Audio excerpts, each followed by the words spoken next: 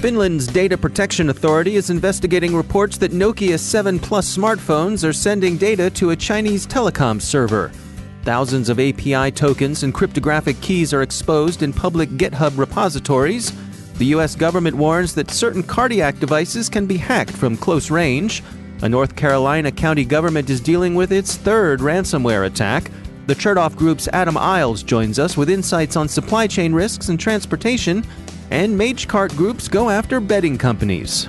That'll keep you up at night.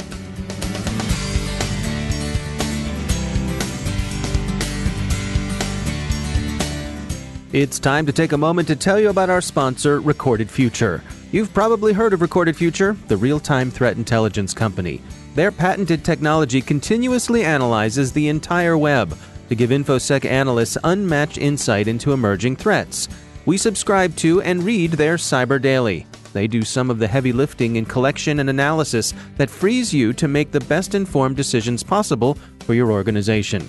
Sign up for the Cyber Daily email, and every day you'll receive the top results for trending technical indicators that are crossing the web, cyber news, targeted industries, threat actors, exploited vulnerabilities, malware, suspicious IP addresses, and much more. Subscribe today and stay ahead of cyber attacks. Go to recordedfuture.com/cyberwire to subscribe for free threat intelligence updates from Recorded Future. It's timely, it's solid, and the price is right. And we thank Recorded Future for sponsoring our show. From the CyberWire studios at Data Tribe, I'm Dave Bittner with your CyberWire summary for Friday, March 22nd, 2019. Finland's Data Protection Authority is investigating a potential data breach violation following a report that some Nokia 7 Plus smartphones, developed by HMD Global, were transmitting sensitive data to a Chinese server. NRK reported yesterday that every time one of the phones was switched on or the screen was unlocked, it sent an unencrypted data packet containing the phone's geographical position, SIM card number, and serial number to a server belonging to China's state-owned telecommunications company. HMD Global, a Finnish company that develops Nokia-branded phones, said the issue was due to a glitch in the phone activation software, which was patched last month. The company says its phones erroneously included software meant for the Chinese market. This explanation would make sense because the Nokia 7 was a China-exclusive product before a newer version was released for the global market. Collecting data when a phone is first activated is a standard industry practice, as it allows telecom companies to activate the phone's warranty. It's also possible that the activity was required for Chinese phones in order to comply with local data collection laws. The report caused additional concern, however, since it came at a time of heightened apprehension about potentially backdoored Chinese technology. HMD's phones are manufactured by Foxconn in China, so some researchers believe the issue is worth looking into further. Finland's data protection ombudsman agrees, so he's ordered an investigation. He believes that this at least looks like a violation of GDPR. HMD holds that no personal information was transmitted, but that's going to be a hard sell if the phone sent location data without users' consent. It's worth noting that Nokia itself doesn't appear to be involved in this situation, although the phones still bear its name. The company sold its mobile phone business to Microsoft in 2014, and the business was taken over in 2016 by former Nokia executives at HMD.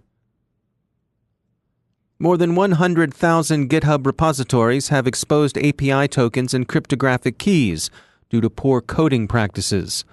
Researchers from North Carolina State University scanned millions of public GitHub repositories looking for text strings that resembled tokens or keys, and discovered more than 200,000 exposed keys spread across more than 100,000 projects. They see thousands of new keys appearing every day, 81% of which aren't removed within 2 weeks. Yesterday, the U.S. Department of Homeland Security and the FDA warned that the Connexus wireless telemetry protocol used in certain Medtronic cardiac devices can be hacked from up to 20 feet away. 2 teams of security researchers discovered the vulnerability in 16 different models of Medtronic implantable defibrillators. The Connexus protocol, which uses radio frequency to communicate between devices, doesn't implement encryption, authentication, or authorization, An attacker in close proximity could modify or inject data between the devices and their control units. The devices have some mitigations built in, and Medtronic is working to develop further safeguards. The company says the risk of physical harm to patients is low, since an attacker would have to be so close. The devices are also only vulnerable when they're in listen mode, which is deactivated throughout most of the day. The FDA urges patients to keep their monitors plugged in, saying that, quote, the benefits of remote wireless monitoring of an implantable device outweigh the practical risk of an unauthorized user exploiting these devices' vulnerabilities, end quote. The vulnerability does not extend to any pacemakers. Orange County, North Carolina is dealing with its third ransomware attack in 6 years. Orange County spokesman Todd McGee told a local CBS affiliate that the malware shut down systems in the sheriff's office, the Register of Deeds, and the local library, among others. Some systems have been restored, but the county doesn't know how long the full recovery will take. McGee said the attack was likely due to someone clicking on a malicious link, adding that it could have spread from the public computers at the library.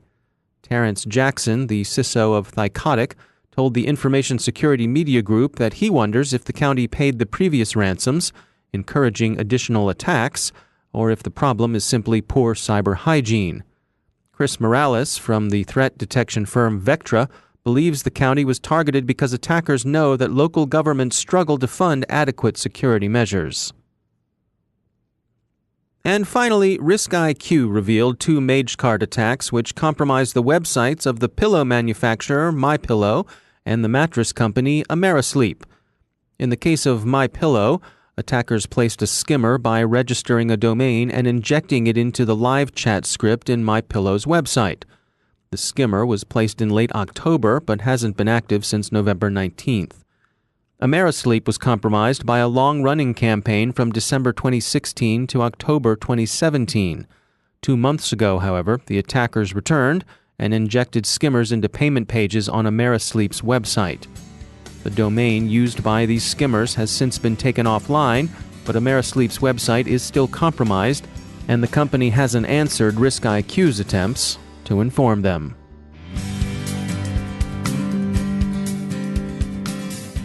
And now a word from our sponsor, LookingGlass Cyber Solutions. When it comes to digital business risk, you don't want a general admission perspective. Get a backstage pass for the LookingGlass Digital Business Risk Roadshow this spring to learn the industry latest on effective third-party risk management tactics to protect your employees, customers, and brand, taking a proactive security posture to combat today's sophisticated threat actors, and a cybercriminal mastermind's insights on manipulating your organization's cyber strengths and weaknesses. Come see LookingGlass in a city near you. The tour includes Atlanta, Charlotte, Chicago, San Francisco, New York City, D.C., and Houston. They hope to see you at the show. To learn more about the roadshow and register, visit their website, lookingglasscyber.com. That's lookingglasscyber.com. And we thank LookingGlass for sponsoring our show.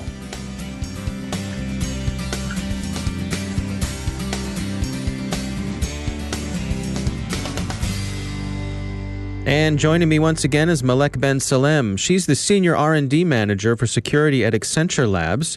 Malek, it's great to have you back. We wanted to touch today on a presentation from Accenture about securing the digital economy. What do we need to know here? Hi, Dave. Thanks for having me. So this is a paper that we have recently published. It's based on a survey that we've conducted with a number of our clients. And we want to look at the fundamentals of the internet. We know, right, and businesses know that they're dependent on the digital economy and the internet for growth. But what we've been realizing, and what a lot of CEOs have been realizing recently, is that that growth is dependent on trust. We need to build trust with clients. So creating an online account today, purchasing from a website, downloading an app is more than an exchange of data and an exchange of goods or services. But really, it's an exchange or a transaction that is based on trust. But building that trust with the current state of the internet seems to be complex, and we're not sure whether that is feasible. So this is a study to see what can be done today by CEOs to not only improve their security posture, but also improve digital economy as a whole for everybody. Okay, so what are some of the details? We know that without trust, the future of our digital economy is potentially at risk. The internet is unable to sustain the digital economy due to several reasons. Number one is its evolution. We know the internet started or evolved from a military asset where security considerations were based on preventing physical failures to an open infrastructure where security issues are more sophisticated. The existing internet protocols are not secure. So that's one factor. The other factor is this IoT effect. We expect, probably 50 billion IoT devices on the internet. We do have an identity crisis. If you go back to 2006, an average person had to maintain 6 passwords, where today that average has gone up to 27 passwords. Regulations are changing. So, the flow of data is changing based on that change in regulations. And the cost of insecurity, according to a study that Accenture has conducted, the cost actually over the next 5 years within the private sector may amount to a lost opportunity of $5.2 trillion in revenue opportunities that are lost because of this lost in trust in the digital economy. So something has to be done, and this is beyond just securing infrastructures, but rather something that businesses have to do across ecosystems. And so what are the recommendations? What do you all propose? So we do propose continuing the technology investments, what we call, continuing to do the work underground. So that's the technology investments, securing the infrastructure, the plumbing underneath our digital economy. But also, more importantly, what we recommend to CEOs is focusing on governance, so joining forces with other companies to govern globally, creating an internet security code of ethical conduct for each industry, being proactive with standards, particularly with principle-based standards, like trusted AI, explainable AI, ethically aligned design, promoting consumer control of digital identities, taking privacy as a digital human right, and then committing to sharing information about cyber attacks across industries, across an ecosystem. That's from the governance side. But we also have recommendations about the business architecture. So obviously, CEOs need to prioritize security by design. They need to make sure that their line business leaders are accountable for security and that they protect the entire value chain. So we have recommendations related to technology investments. We've been, doing that. We continue to make those recommendations, but we also have strong recommendations on adopting best practices and ethical conduct for each industry and around governance across business ecosystems.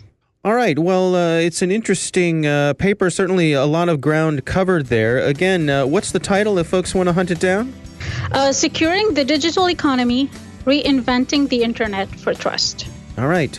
Malek Ben Salem, thanks for joining us. Thank you, Dave.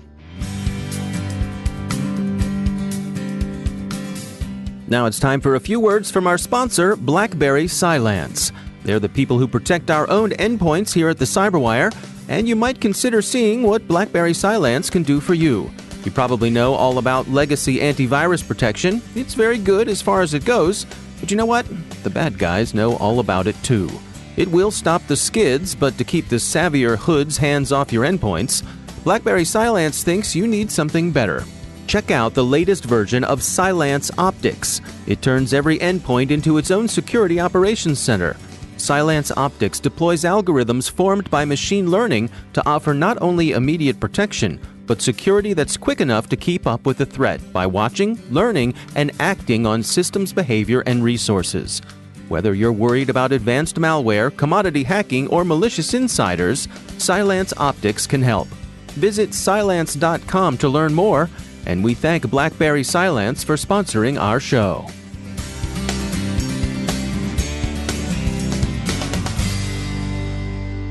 My guest today is Adam Isles.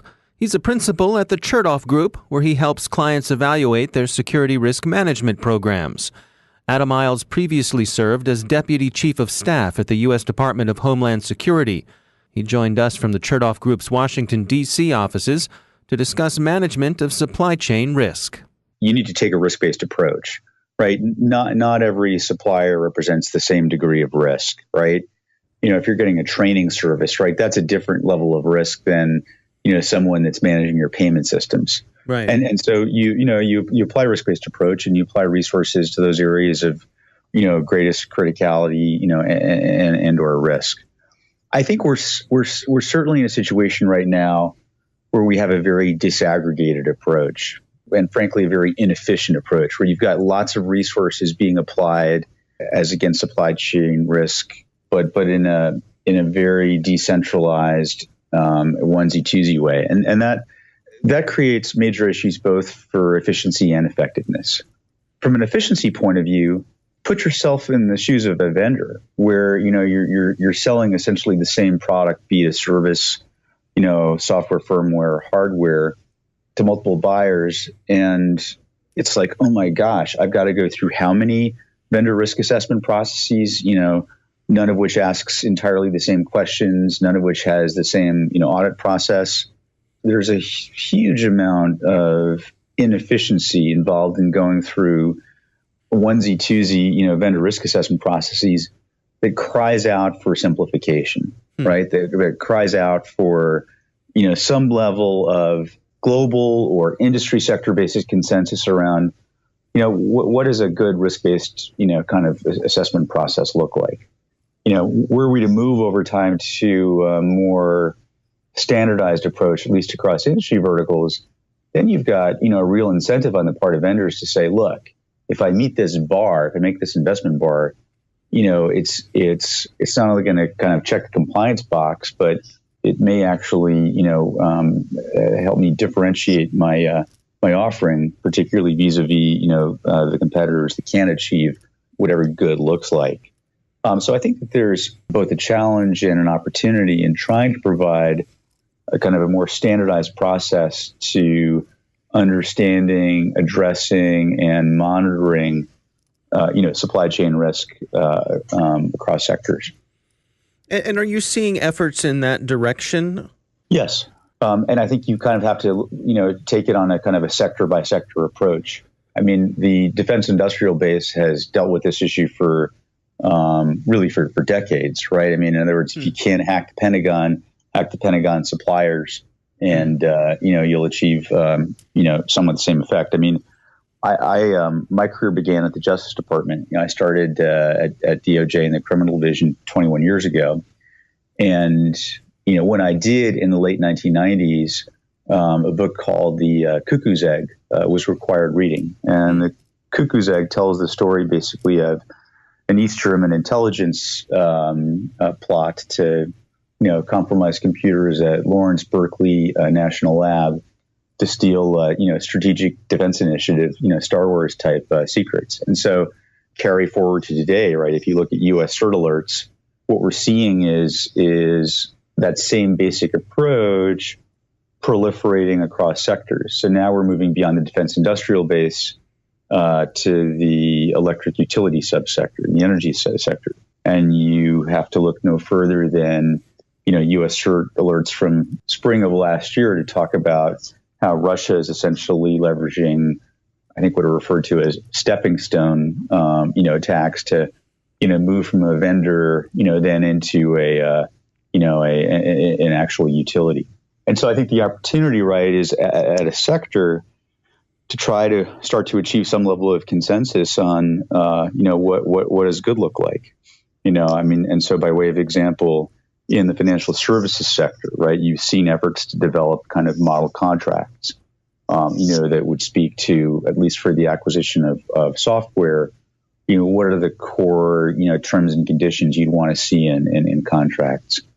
And, you're also seeing, I think, kind of an additional class of third-party risk management vendors that are coming onto the market, that are offering kind of specialized tools that allow greater focus into things like actual effectiveness and continuous monitoring. Those tools are being adopted kind of to varying degrees, from one sector to the other. So I think where this kind of comes together is in those places where sectors come together to address security risk, places like the FSISAC, the Electric Subsector Coordinating Council, EEI, and other sector organizations. I think at a general level, really, it's kind of a three legs of the stool approach, right? Whatever we're dealing with, you start by assessing risk, right? That's the first leg of the stool. Mm-hmm. You don't apply the same level of security to each part of the supply chain, right? You focus resources on where you have the greatest risk. The second leg of the stool is mitigation, right? That is, okay, having done a risk assessment, what is that balance of preventive, detective, response and recovery-oriented resources that most cost-effectively actually buy down risk? The third leg of the stool, I think, is one where people often fall down, and that's what I refer to as risk monitoring. And by monitoring, I don't mean, do you have like a SOC that's constantly monitoring stuff? I'm talking about monitoring security systems and technology systems to ensure that they're operating as intended, which is to say, okay, I've put a defensive countermeasure in place. Is it actually operating the way I think it is? Because what we see over and over and over again, endpoint detection and response tool, intrusion detection system, DLP system that someone thought they had in place wasn't actually operating as intended. And Equifax is a great example of that, right? Equifax actually had, outbound, DLP inspection in place. It just wasn't working. And right. In fact, when they figured out it was not working and, they updated the certificate that was required to make it work, that's when they discovered that they may have been victimized by a breach. That's Adam Isles from the Chertoff Group. And that's the CyberWire. Thanks to all of our sponsors for making the CyberWire possible, especially our supporting sponsor, Observit, the leading insider threat management platform. Learn more at observit.com. The CyberWire podcast is proudly produced in Maryland out of the startup studios of DataTribe, where they're co-building the next generation of cybersecurity teams and technology. Our CyberWire editor is John Petrick, social media editor Jennifer Iben, technical editor Chris Russell, executive editor Peter Kilpie, and I'm Dave Bittner. Thanks for listening.